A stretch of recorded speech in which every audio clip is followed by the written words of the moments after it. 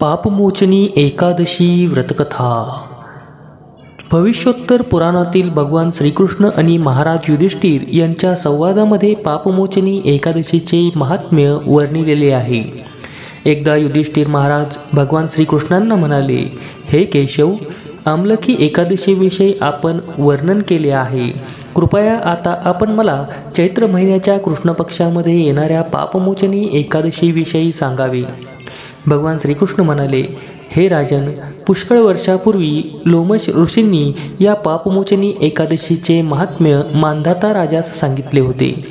या एकादशीच्या पालनामुळे व्यक्ती सर्व पापातून मुक्त होतो आणि जीवनातील अनेक प्रकारच्या वाईट अनुभवातून मुक्त होऊन अष्टसिद्धी प्राप्त करतो।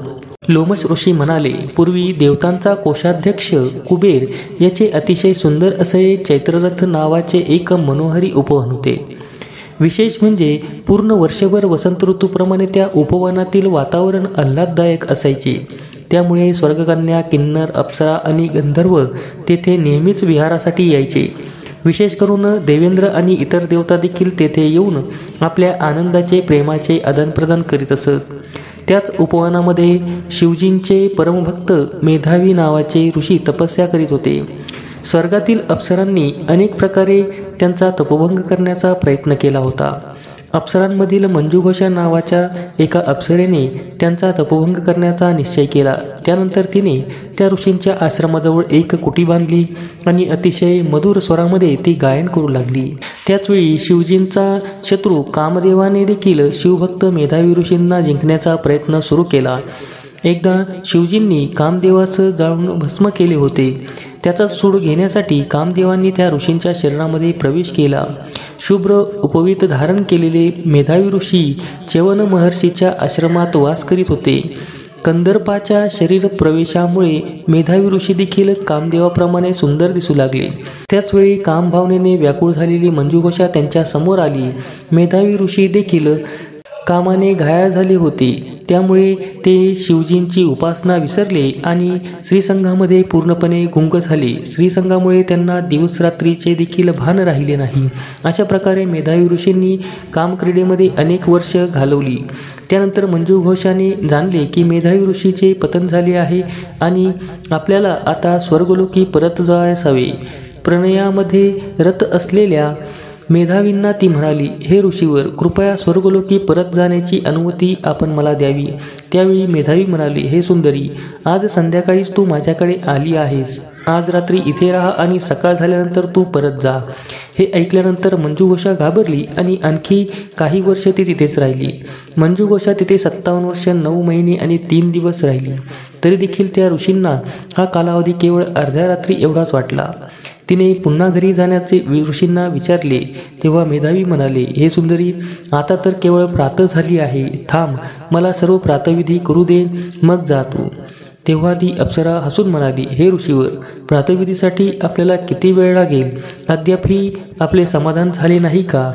माझा संग करण्यामध्ये आपण कित्येक वर्ष घालवली आहेत, त्यामुळे कृपया वेळेचे भान ठेवा। हे शब्द कानी पडताच मेधावी भानावर आले आणि वर्षाची गणना करून ते म्हणाले, अरे रे, हे सुंदरी, मी माझ्या जीवनातील 57 वर्ष वाया घालवली। तू माझे जीवन आणि तपस्या या दोन्हींचा नाश केला आहेस। ऋषींचे डोळे पाणावले, त्यांचा थरकाप झाला। मेधावी ऋषींनी मंजुघोषाला शाप दिला, हे दुष्टे, तुझा धिक्कार असो, तू माझ्याशी चेटकिनीप्रमाणे वागलीस, आता तू ताबडतोब चेटकीन हो। ऋषींकडून शाप मिळाल्यानंतर मंजुघोषा म्हणाली, हे द्विजवर, कृपया हा कठोर शाप आपण मागे घ्यावा। आपण बराच काळ माझ्याशी घालवला आहे। हे स्वामी, कृपया दया करा। हे ऐकल्यानंतर मेधावी ऋषी म्हणाली, हे देवी, मी आता काय करू? तू माझी तपोशक्ती तसेच तपोधन नष्ट केले आहेस। तरी देखील या शापातून मुक्त होण्याचा उपाय मी तुला सांगतो। ऐक, चैत्र महिन्याच्या कृष्ण पक्षामध्ये जी पापमोचनी एकादशी येते, त्या दिवशी तू एकादशीचे कठोर व्रत पालन कर। त्यामुळे तू या पिशाच योनीतून मुक्त होशील इतके बोलून मेधावी आपले पिता च्यवन ऋषीच्या आश्रमाकडे परत आले. आपल्या पतित मुलाला पाहून च्यवन ऋषींना पुष्कळ दुःख झाले.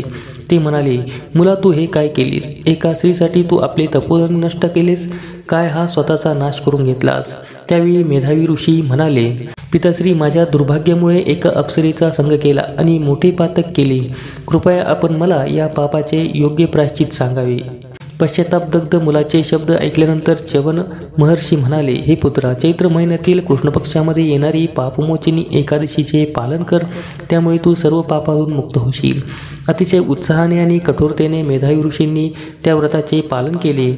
या व्रताच्या प्रभावाने ते सर्व पापातून मुक्त झाले. त्याचवेळी मंजू घोषाने देखील त्याच व्रताचे पालन केले आणि आपल्या पूर्वरूपाला प्राप्त करून ती स्वर्गलोकी परत गेली.